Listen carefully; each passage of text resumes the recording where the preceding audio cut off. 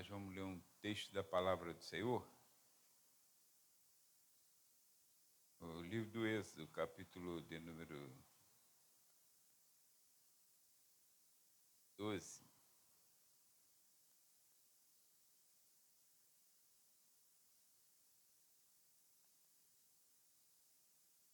Perdão, capítulo 13, irmão.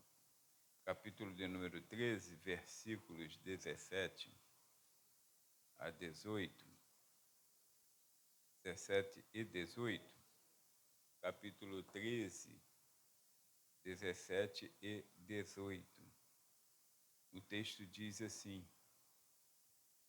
E aconteceu que quando Faraó deixou ir o povo, Deus não os levou pelo caminho da terra dos filisteus, que estava mais perto, porque Deus disse, para que porventura o povo não se arrependa, vendo a guerra, e tornem ao Egito. Mas Deus fez rodear o povo pelo caminho do deserto, perto do Mar Vermelho. E subiram os filhos de Israel da terra do Egito armados. Amém? Pai, em nome de Jesus, obrigado, Senhor, por esta palavra que é lida. Obrigado, Senhor querido, por este momento de culto que aqui temos tido, ó Pai querido, em que todos os que vêm à frente, ó Deus, expressam a sua alegria, o seu contentamento em ter a Ti como Senhor de suas vidas. E obrigado por este momento agora, ó Pai, em que o Teu bondoso Espírito Santo tem a oportunidade de aplicar esta boa palavra aos nossos corações, para sermos edificados, exortados e consolados. Assim te agradeço e te peço em nome de Jesus. Amém. Meus irmãos, se assentem. Nós temos um texto que também é bastante conhecido por conta da história do êxodo, da saída do povo de Israel do Egito. E nós temos aqui, irmãos, uma coisa interessante, porque Deus ele estava determinado a tirar o seu povo da escravidão. Isso aí a gente já conhece a história desde o capítulo 3 do Êxodo, e principalmente a forma como Deus chamou Moisés, falamos recentemente, e como Deus operou até que o povo deixasse a terra do Egito. Provando que essa é a vontade, vamos dizer assim, a vontade absoluta de Deus. Ele quis fazer, Ele quis que assim acontecesse. Em nossas vidas, irmãos, existe vontade de Deus em que ela não é absoluta. Às vezes Deus permite que algo aconteça em nossas vidas, porque nós mesmos, às vezes, desejamos que seja dessa forma. Mas a vontade absoluta de Deus é aquela que Paulo disse que é perfeita, que é boa e que é agradável. E que nem sempre nós compreendemos dessa forma. Porque é difícil mesmo compreender algo que nós não conhecemos, algo que nós não vemos. E aqui nós observamos, isso tempos depois, o Moisés, o líder da nação, ele então tem essa revelação da parte de Deus, ele escreve, isso não foi de imediato, foi tempos depois, quando o povo de Israel já estava bem perto da terra prometida, então ele começa, diz que quando o faraó deixou ir o povo do Egito, aí Deus, está escrito aqui que Deus não os levou pelo caminho, ou seja, da terra dos filisteus, que era mais curto o caminho, era mais curto. Deus preferiu ir por um caminho mais longo, para que o povo não visse a guerra que estava acontecendo e retornassem para o Egito. Então os enviou pelo caminho perto do mar. Agora observa, aí nós terminamos a leitura dizendo assim, e o povo estava armado. O povo tinha arma, mas não tinha experiência. Eles não eram lutadores, eles não eram, vamos dizer assim, soldados, eles eram escravos. Eles pegaram arma porque a ocasião permitiu, eles, na verdade, vou usar um termo assim que a Bíblia diz, mas não como roubo, né? Mas saquearam o Egito, eles tiraram tudo como se fosse um pagamento por 400 anos prestado gratuitamente. Então, eles deixaram o Egito sem muitas coisas, né? Pegaram riquezas, pegaram armas e tudo. Só que eles não tinham experiência. Irmãos, quando nós olhamos a história aqui, aí Deus fala assim, então Deus o enviou pelo caminho do deserto. Caminho do deserto junto ao mar. É justamente aqui, irmãos, que nós às vezes não compreendemos a vontade absoluta de Deus para nós, que é boa, agradável e perfeita. Até Paulo compreender também levou um tempo, né, para ele compreender isso que nós estamos agora falando, que muito fácil é teorizar, muito mais difícil é a prática, né, o momento em que nós estamos passando pela situação. Mas quando Deus tem a vontade dele sobre nossas vidas, essa vontade diretiva, essa vontade absoluta, irmãos, a nossa vida fica assim, num paradoxo. Fica, ao mesmo tempo que fica muito difícil, ela também fica muito mais fácil. Porque parece que as coisas vão ficando muito complicadas. Mas Deus, ele na sua vontade absoluta, ele já tem todo o planejamento para descomplicar. Nós é que às vezes não entendemos e achamos então que seria melhor que nós tivéssemos assim, dessemos uma ajuda a Deus naquilo que Deus quer fazer. Eu li uma história, uma ocasião, de que um fazendeiro, ele viu um casulo, né, de uma borboleta, ou seja, a lagarta que estava na sua metamorfose, e a borboleta começou a nascer, a sair do casulo. Era um casulo grande, ia sair uma borboleta daquelas gigantescas, não tem umas borboletas bonitas demais, né? Gigantesca. Aí ele viu a dificuldade que a borboleta tinha para sair naquele orifício. Aí ele foi lá, pegou uma tesourinha, fininha dessas de unha, aí foi lá e fez 4 piquezinhos assim na borda do orifício para que ela desse mais vazão, né? Aí a borboleta realmente saiu mais fácil, caiu e nunca voou. Porque aquela dificuldade era o que ia fazer o preparo das suas asas, ia tirar o excesso, ia moldar as suas asas para que ela pudesse voar livremente. As dificuldades, às vezes, que nós olhamos assim, parece que é muito difícil. Mas Deus, irmãos, Ele sabe exatamente o que cada um precisa passar. Sabe exatamente. Como nós não entendemos, aí nós então clamamos. Mas dentro desse clamor, deveríamos, a exemplo de Jesus, fazer assim, Pai, se possível, passa de mim. Mas, todavia, seja feita a sua vontade. O que Ezequias, lembra que falamos recentemente, não fez. Então, observe uma coisa aqui. Quando ele diz aqui o caminho do deserto, aí todos nós já sabemos, irmãos, eu vou fazer aqui um comentáriozinho sobre isso aqui, né? Mas todos nós sabemos, segundo Gênesis capítulo 31, versículo 40, e segundo o que as pessoas têm por experiência, deserto, irmãos, é um lugar de prova. De dia, dependendo do local, 50 graus. De dia, 50 graus, calor causticante. Mas à noite, aí vem assim descendo a temperatura e chega abaixo de 0 graus. Aí lembra que em Gênesis 31, 40, quando Jacó foi falar com seu sogro a respeito, reivindicar a respeito de que o sogro fez com ele, a covardia que o Labão fez, aí então Jacó falou assim, estava eu de sorte que de dia me consumiu o calor e de noite a geada. Quer dizer, quem aguenta uma situação dessa? Isso não foi um dia. Foi uma prova contínua, assim, que ele de dia segurava a onda com aquele calorão, mas à noite a temperatura, ó, desce assim.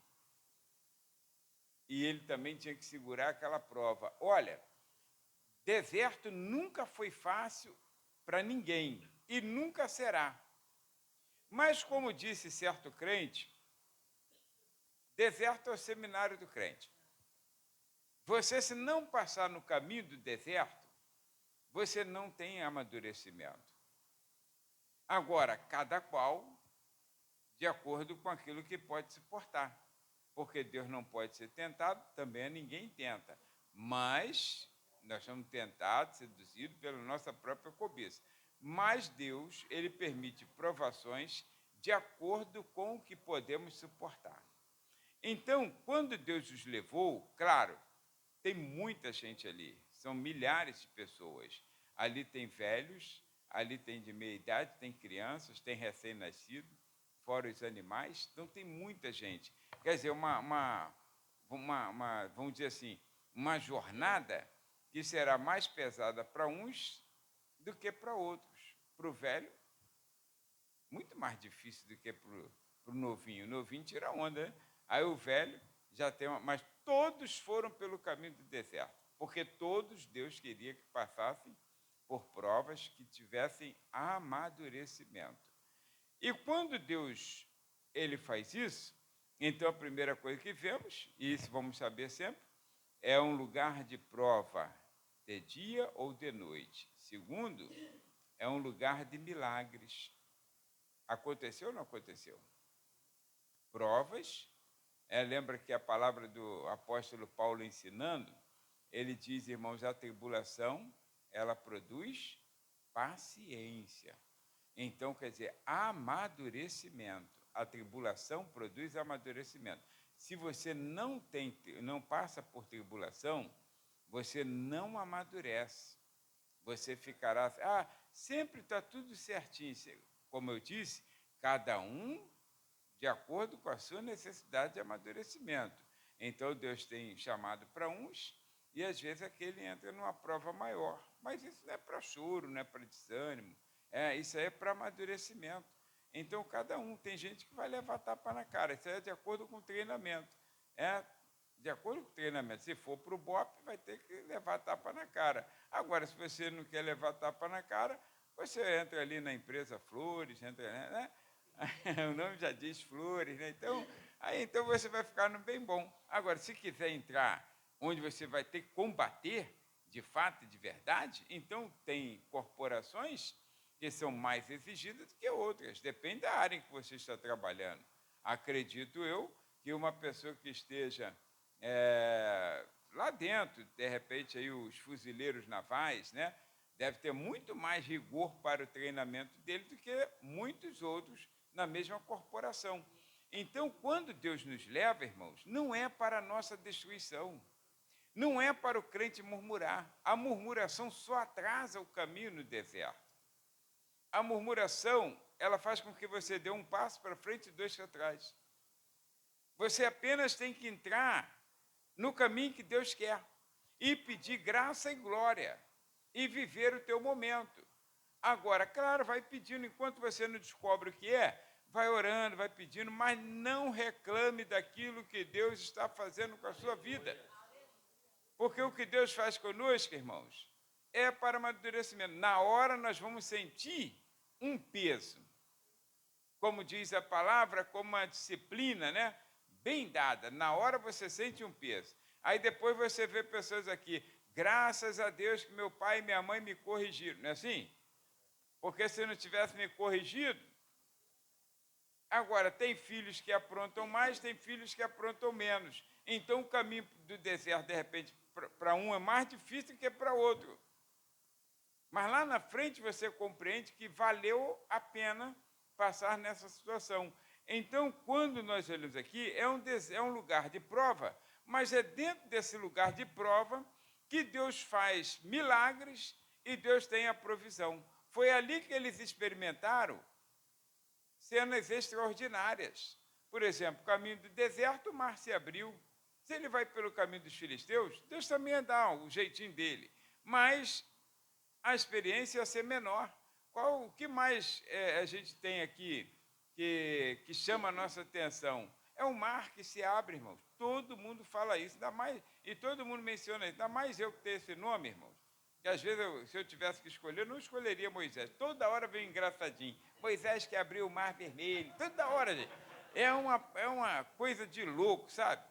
Parece que é o Satanás que manda a pessoa para poder provar. É toda hora, Moisés, abre o mar vermelho aí, abre o mar. Meu Deus do céu, cara, uma coisa de louco, né? Aí eu lembro, não vou falar porque eu vou citar, né? Mas vou falar. Que eu lembro do Chico Anísio, quando alguém falou para ele, me conta uma piada no aeroporto. O Chico Anísio me conta uma piada. Ele falou, se fosse o Michael Tosse, tu ia pedir um soco? Aí acabou virando na piada. Aquele não tem jeito. Então, mas aí, na verdade, então, né, a pessoa tinha que maneirar, mas todo dia eu tenho que ouvir isso, irmão. Todo dia. Orem por mim, né? Orem por mim. Mas, já pensou se meu nome lá no céu continuar Moisés? Eu não aguento, não. Então, ainda bem que é um novo nome. Me ajuda, né? Então, irmãos, deserto é lugar de milagres, de provisão. Todos nós aqui temos experiências, todos nós, de como Deus ele provê as coisas a seu tempo. Todos nós, se você for contar a sua história, eu sei que você tem histórias que às vezes é difícil, daquela que se contar para o carroceiro o burro chora, mas se você contar a história assim para a gente, nós não vamos chorar não, mas nós vamos ver que você realmente passou por momentos difíceis, que é a expressão que a gente fala, passei no funil, né? Então é esse deserto, mas toda a vida, a mão do Senhor é sobre nós. A provisão dele é muito grande, irmãos. Ali eles experimentaram coisas que parecem ser simples, porque nas coisas mínimas, às vezes nós nem percebemos, irmãos. Você nem percebe, por exemplo, quantos livramentos teve hoje, percebe? A gente não percebe essas coisas, porque são coisas que a gente não fica atento. É como, por exemplo, eles. Tudo bem que eu não queria isso para a minha vida, mas num deserto, num deserto vale. Ficaram 40 anos no deserto, a Bíblia diz que as roupas dele não se estragaram, os sapatos, as sandálias, né, os sapatos, os calçados não envelheceram. Porque de acordo com a necessidade, não tem onde comprar, não tem como fabricar. Então Deus conservou. Olha essa coisa interessante. Mas são coisas mínimas, ele não deve nem ter percebido, caramba, eu estou com a minha roupa de 40 anos atrás ainda. E é uma coisa assim, sabe? Claro, as mulheres foram dando jeitinho, que as crianças vão nascendo, uma passa para outra, aquela coisa de pobre mesmo. Mas a mão de Deus foi legal, irmãos. Assim, Deus não deixou faltar. E quando ele fala do alimento, irmãos, tudo bem, saíram de lá com algum alimento. O alimento foi acabando. Foi quando eles começaram a chorar. Aí o que acontece? Deus enviou aquilo que a Bíblia chama de maná, que era uma espécie de uma farinha, né, para fazer o pão, e era como, assim, fazia um pão como se fosse um pão de mel. Olha, aquilo ficou os 40 anos no deserto, só parou o maná quando eles entraram na terra que mana leite e mel. Quando eles tinham convicção de que agora não preciso mais, que eles viram toda a fartura da terra, aí Deus então fechou a padaria, acabou. Olha, fora isso, a padaria funcionava todos os dias do ano. Todos os dias. Aliás, Deus dava descanso aos anjos padeiros, né? Porque na sexta ele mandava para o sábado. Então, fez ali, sábado não tinha. Olha, todos os dias ela funcionava, ininterruptamente. Nunca faltou o alimento. E quando eles pediram carne, Deus deu carne. Agora, percebe uma coisa, que mesmo no deserto, e Deus dando a provisão, isso você tem que perceber. Em ambas as situações, tanto do pão que foi contínuo, quanto da carne que foi esporádico, ambos tiveram, em ambas as situações de provisão, Deus deu de forma que os homens também compartilhassem trabalhando. Deus não deu o pão pronto. Eles tinham que fazer. Deus não deu a carne pronta. Não podia ter dado a carne pronta? Podia, mas não. Deus mandou o codorniz. Pegou, pegou. Não pegou, não comeu. Então tem que trabalhar, tem que fazer alguma coisa. Agora, sempre confiando na provisão dele, porque é ele quem manda. Agora, tem pessoas que vão querer que venha já prontinho. Não foi Deus que mandou, porque não veio pronto. Não, Deus tem meios de prover para nossas vidas. Agora, irmãos, por favor, toda bênção tem uma incumbência.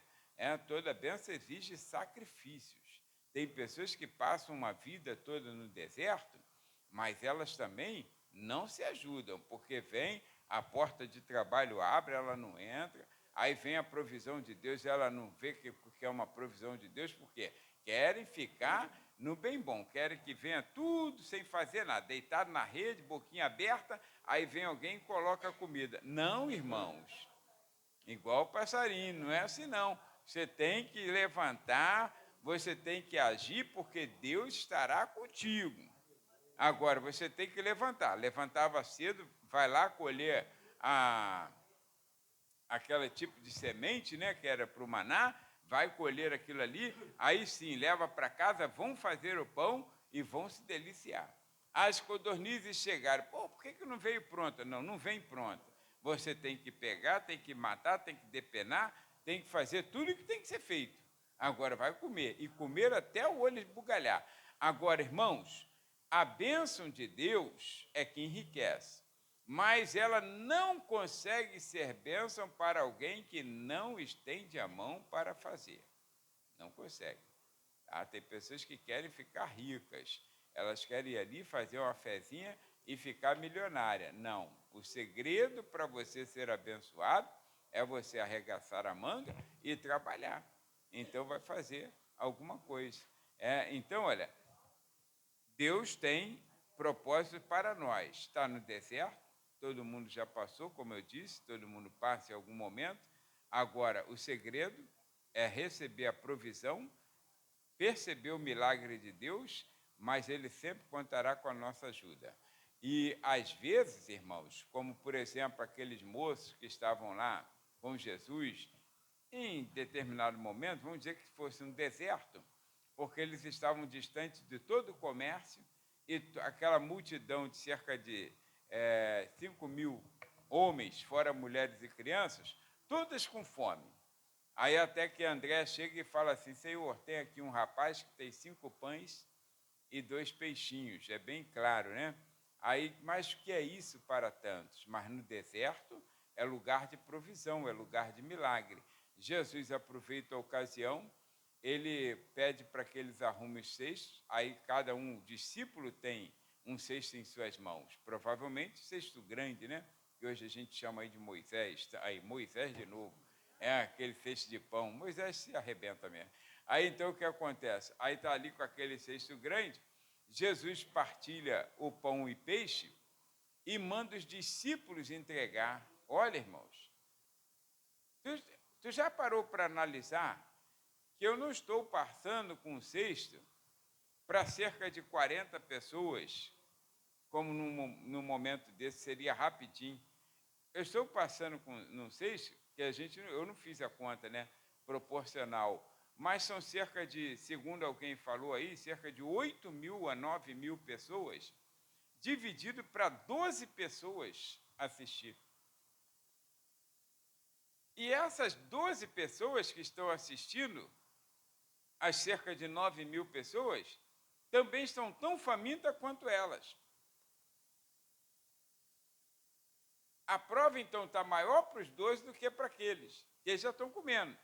Aí essas 12 só vão comer por último.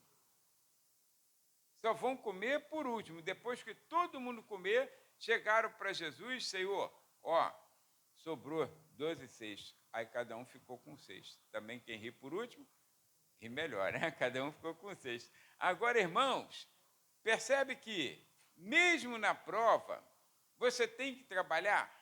E uns vão trabalhar mais do que outros.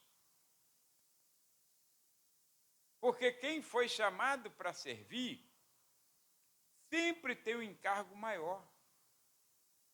Então, o meu deserto talvez seja mais intenso do que o de muitas outras pessoas.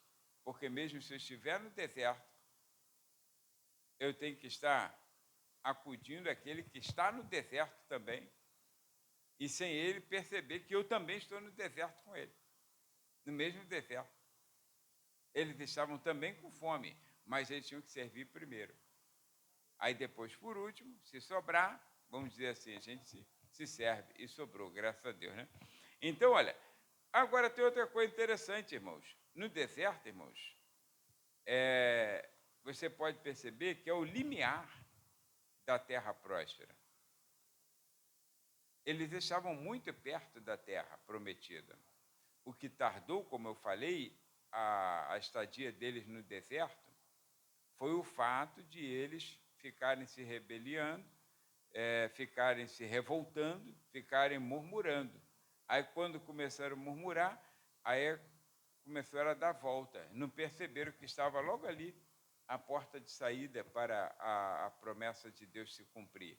Então, quanto mais murmuramos, reclamamos, encostamos Deus na parede, que é uma expressão que eu nunca gostei, mas tem pessoas que encostam, aí quanto mais fazemos essas coisas, mais distante vamos ficando do limiar da terra prometida, daquela porta que passa para o outro lado. É interessante que a porta está ali, a gente vai ficar andando aqui, ó, como se fosse cego, e não enxergar aquela entrada que está à nossa frente.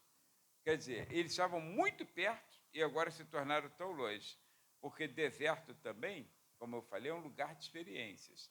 E dentro dessas experiências que nós observamos, aí eu vou usar o capítulo 14.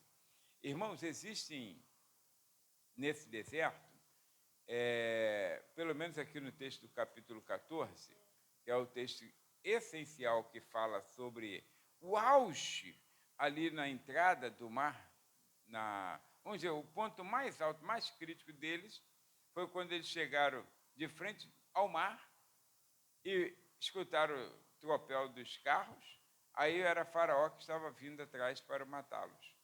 Ali foi o ponto crítico, ali eles perderam toda e qualquer esperança.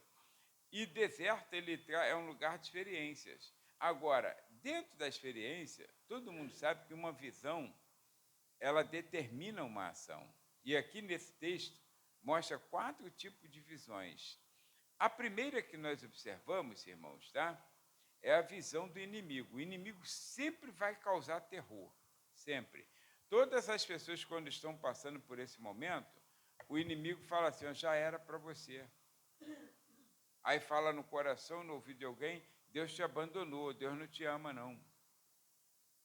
E se ele te amasse, você não estava passando por isso. Tu ouviu algumas pessoas falando assim, aqui mesmo nesse púlpito alguém já falou assim, que a pessoa ficou numa tristeza profunda, porque viu alguém que não serve a Deus, serve ao outro lado, serve ao inimigo, aí estava melhor de vida do que ele. Assim como o Salmo 73, meus pés quase resvalaram, porque ele olhava os ímpios tudo, entre aspas, prosperando, e ele que servia a Deus, porque o inimigo, irmãos, ele põe no coração da pessoa essa fala que Deus não te ama, que Deus não cuida de você. Porque se ele te amasse, você não passava o que está passando. Aí ele faz com que você olhe para outras pessoas que não têm o temor de Deus, mas que a impressão que dá é que ela está muito à frente de você, porque você vê a pessoa bem financeiramente, socialmente falando, aí você acha que aquilo é a prosperidade. Olha, quando nós temos essa visão, é a visão do inimigo. Tá? Ele diz assim, ó, no versículo de número 3 do capítulo 14, ele diz assim, ó, 3:14 de Êxodo, ele diz assim, ó, então o Faraó dirá dos filhos de Israel, falei 3:14, ele estava lá, é 14:3, eu que estou errado agora. Então o Faraó dirá dos filhos de Israel, estão embaraçados na terra. Faraó é a representação do inimigo. Olha a visão do inimigo quando te vê na prova, quando te vê na situação. Aquele ali já era. Aquele ali está enrolado, aquele ali perdeu. Ele pensou que o próprio Jesus tivesse perdido. Ele se alegrou, pensou que Jesus tivesse perdido. No deserto, Jesus deu aquela lapada nele. Aí agora chega no caminho da Via Crucis para o Calvário, ele pensou agora, perdeu. Jesus não tem mais. Aí o que Paulo fala aqui, pelo contrário, Jesus no Calvário, ele despiu o adversário, ele expôs publicamente o inimigo. Ou seja, como se tivesse tirado a roupa dele publicamente. Porque, Faraó, que é o inimigo, ele dirá assim, estão embaraçados na terra, o deserto os encerrou. Está enrolado, isso aí já era, perdeu, não tem mais jeito. Essa é a visão do adversário quando te vê na prova, quando te vê na enfermidade, no desemprego, contas atrasadas, uma série de coisinhas que a gente vai passando aí, que vai tirando o sono das pessoas. Essa é a visão do inimigo, irmãos. Agora, dentro dessa visão, nós temos no versículo seguinte a visão de Deus. Olha, a visão do inimigo, estamos na esfera espiritual, a esfera que nós às vezes não conhecemos, não sabemos o que está acontecendo. A visão lá do inimigo, estão embaraçados na terra. Para a igreja já era, a igreja está enrolada, né? Aí a visão de Deus, eu endurecerei o coração de Faraó, para que os persiga. Olha o que Deus está falando. Faraó está acreditando que para o povo de Deus já era. Agora é o fim da picada. Para Deus, a mesma cena que Faraó está vendo, que é o adversário, aí Deus está olhando e dizendo assim, olha, eu endurecerei o coração de Faraó para que os persiga e serei glorificado. Quer dizer, para o inimigo, você está arruinado. Para Deus, é para a glória dele. Jó entendeu isso imediatamente? Não, não entendeu. O inimigo achou que tinha arrebentado com a vida de Jó, tirando seus 10 filhos, quase tirando a sua esposa, tirando seus bens materiais. Agora, Jó não entendeu, mas para Deus, naquele mesmo momento em que o inimigo estava, como quem diz, Jó, agora já era.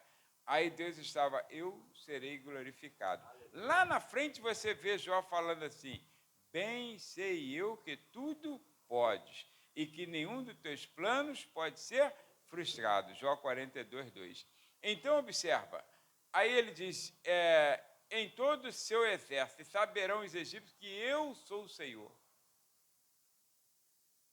Quer dizer, olha a visão de Deus, a visão de Faraó, a visão de Deus. Então, irmãos, eu não estou a par do que está acontecendo nas regiões celestiais.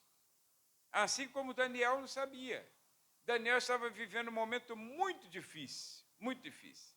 Aí naquele momento, olha que ele já passou vários momentos, sabe? A Bíblia descreve o momento que a gente mais assim, enfatiza. O momento do capítulo 6, da cova dos leões, e a Bíblia enfatiza também daqueles meninos da fornalha de fogo, é o que a gente enfatiza.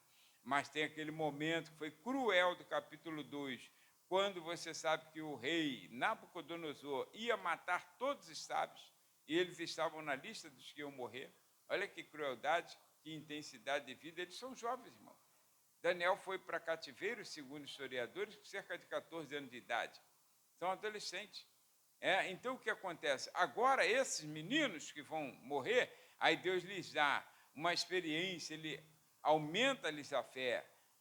Porque Deus está sendo glorificado naquilo que Satanás falou. Agora eu vou acabar com essa história. Então, todos os momentos, quando chega no capítulo 9, aí Daniel vai fazer aquela oração, ele fez aquele jejum de 21 dias, que não foi um jejum porque ele quis fazer um jejum, foi um jejum porque ele estava vivendo um momento de angústia por causa da nação. Ele queria saber o que ia acontecer com o povo de Deus. Então, Daniel, ele começou a orar, ele não sabe o que está passando assim, do teto para cima, da sua cabeça para cima, ele não sabe. Mas quando ele começa a orar, aí o que acontece? Aí Deus então começa a trabalhar, ele não sabe, ele está passando momentos de angústia, momentos de tensão, momentos de tribulação, até que 21 dias depois o anjo diz a ele, Daniel, homem muito amado de Deus, desde o primeiro dia em que aplicaste a orar, foram ouvidas as suas orações, recebidas. Aí ele conta a história que aconteceu. A esfera espiritual, irmãos, nós não temos noção. Satanás está olhando para você no tempo de prova e dizendo que já era para você. E ele sopra isso em nosso ouvido, como soprou para Jó, como soprou para Davi, como soprou para tantos outros, para José. Já era, perdeu tudo. Agora, para Deus, a visão de Deus é: eu serei glorificado, como foi com José, como foi com Davi, como foi com Gideão, como foi com tantos outros. Então, eu serei glorificado. Mas existe, se fosse só essas duas visões, já estava bom, porque estaria explicado, a gente ia ficar tranquilo. Mas existe, irmãos, uma terceira visão, que está agora aqui no versículo de número 10, versículo de 10, é a visão, irmãos, dos que não sabem que estão sendo fortalecidos em Deus. Porque o versículo de número 8 está escrito que porque o Senhor endureceu o coração de Faraó, rei do Egito, para que perseguisse os filhos de Israel. Porém, os filhos de Israel saíram com alta mão. Quando diz alta mão, está querendo dizer que saíram fortalecidos. Há uma versão de Bíblia que, em vez de alta mão, está fortalecidos. Então, o Senhor os fortaleceu. Mas só que a prova vem com intensidade, eles agora não percebem que estão fortalecidos. E quando eles vêm aqui, então, aí diz assim, olha, chegando Faraó, os filhos de Israel levantaram seus olhos, esse agora é o 10, né? E eis que os egípcios vinham atrás deles, e temeram muito. Então os filhos de Israel clamaram ao Senhor. Qual é a visão aqui? É dos que não sabem que estão fortalecidos em Deus. Aí eles falam o quê? Morreremos neste deserto. Irmãos, quantas vezes você ouviu uma palavra que está escrita, foi proferida pelo próprio Jesus, quando ele disse assim: eu edificarei a minha igreja e as portas do inferno não prevalecerão contra ela. Você já ouviu, você já pregou, você já leu, você já cantou isso, você já ouviu outras pessoas falando contigo: as portas do inferno não prevalecerão contra ela. Quando o Senhor fala isso, o próprio Senhor Jesus que falou, ele dá garantia de que nós estamos fortalecidos nele. Só que quando nós temos uma visão puramente humana, daqueles que não sabem, não percebem, não acreditam no fortalecimento do Senhor, aí ele então diz o quê? Morreremos neste deserto. Vai dar ruim para a gente, acabou. Não estou vendo porta de saída, não estou tendo nenhuma esperança, nenhuma expectativa de melhora para nossas vidas. Irmãos, essa é uma visão de pessoas incrédulas, de pessoas que não glorificam o nome do Senhor, porque a Bíblia diz que a nossa vida ela tem que ser de fé em fé. O justo, porque meu justo viverá pela fé. Então, eu não posso me dar o luxo de falar que deu ruim, que acabou, que já era para a gente. As coisas podem acontecer do jeito que elas acontecem, que elas venham acontecer. Mas o fato é que as portas do inferno não prevalecem contra a igreja. Não tem como. A igreja, irmãos, ela é guardada por Cristo. O apóstolo Paulo, quando chegou a compreender, por isso que ele deu a vida, literalmente deu a vida, pela causa. Porque ele chegou a compreender isso. Aí na carta aos Colossenses, capítulo 3, versículo 2, ele chegou a dizer que a nossa vida está escondida com Cristo em Deus. Olha só que fortaleza. Não tem como o Satanás lançar a mão. A nossa vida está escondida com Cristo, que já é o suficiente. Mas em Deus, quer dizer, esconderijo sobre esconderijo. É como se você tivesse, eu tenho um tesouro, aí eu escondi. Mas você escondeu ainda num cofre.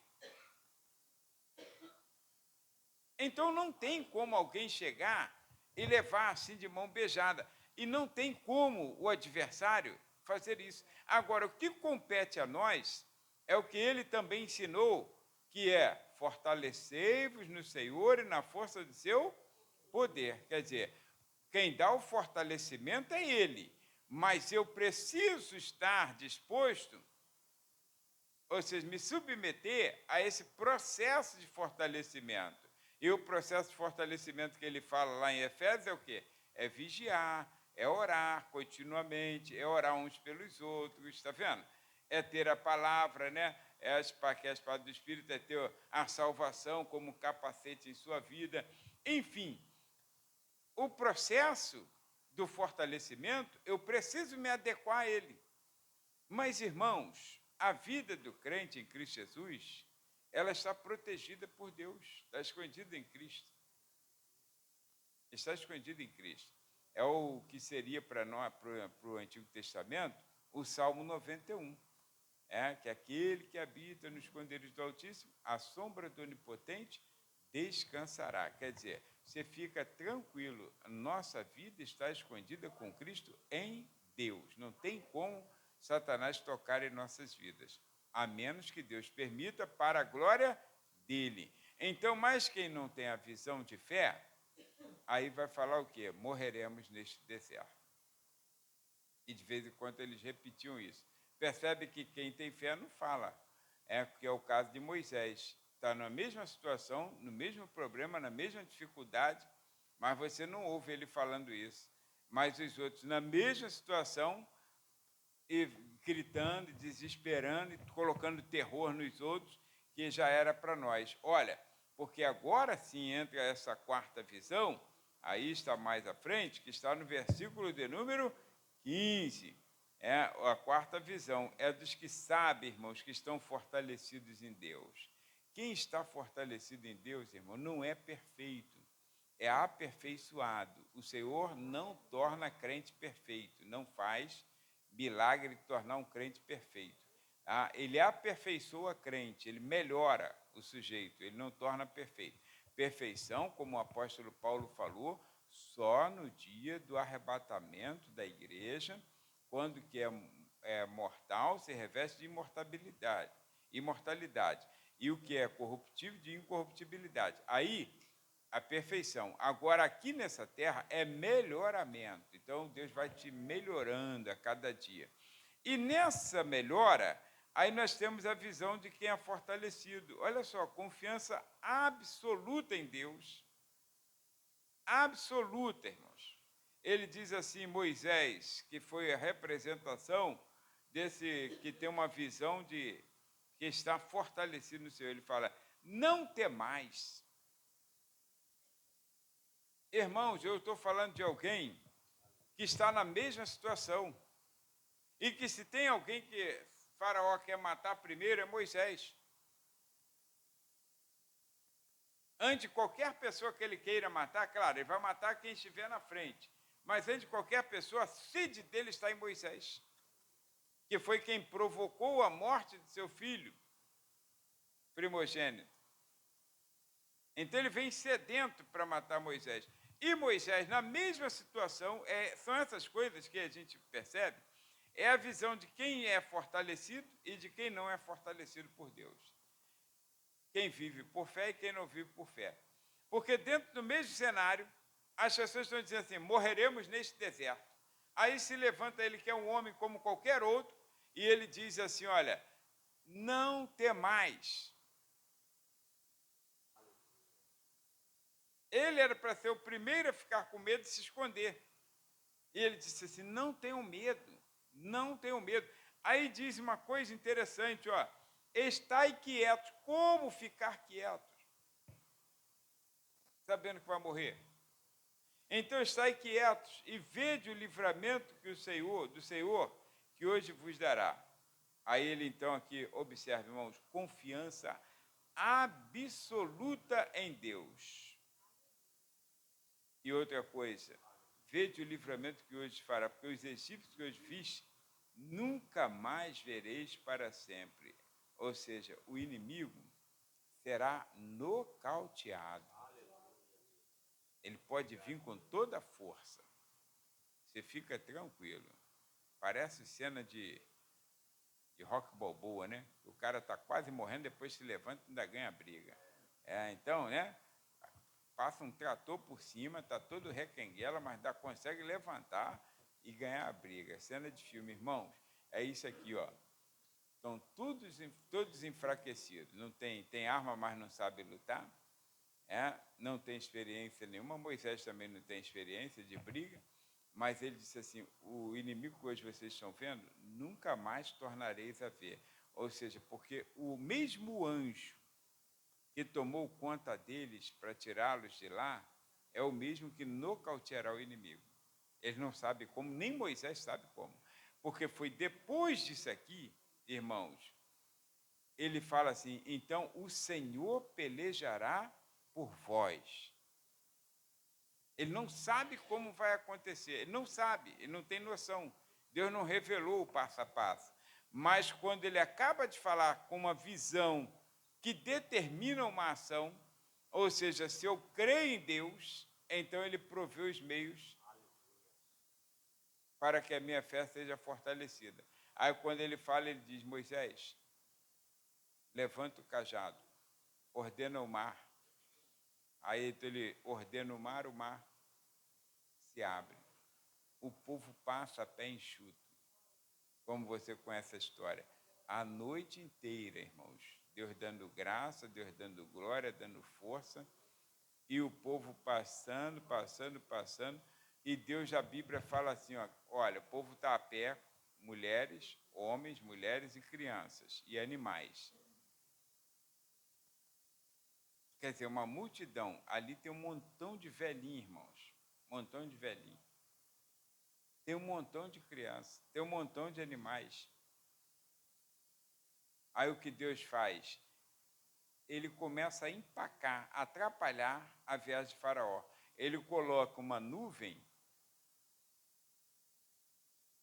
entre Faraó e o seu povo. Para cá é um farol gigante, que ele vê o outro lado do mar. E para cá a escuridão tremenda. Quer dizer, Deus tapa a visão de Faraó, dá, vamos dizer assim, a lâmpada para os pés deles, para que eles atravessem o mar, como se fora dia, né? E para eles são retardados porque não enxerga um palmo à sua frente. Só ali Deus já ganhou vantagem. Quando eles entram em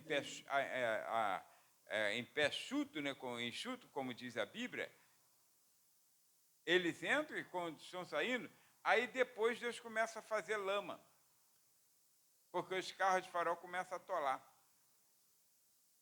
Para eles, sequinho. Eles não veem, porque eles não estão vendo. Não estão vendo. E detalhe, o homem que era o mais cobiçado por Faraó para ser morto é o último a passar. Ele não é o primeiro.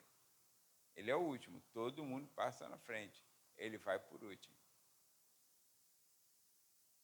Vê toda a cena acontecendo. Quando chega do outro lado, aí o que acontece? Aí agora eles já estão atolados, o Senhor fecha o mar, como você já sabe a história, e ali engole o exército com todos os seus cavaleiros, todos os cavalos, carros e cavaleiros. Aí o que acontece lá do outro lado? Um grande culto de agradecimento a Deus. Ali valeu o pandeiro, tá? Ali valeu o pandeiro da Miriam. Irmão, hoje deu uma palhinha de um pandeiro, a Ana me mostrou aí.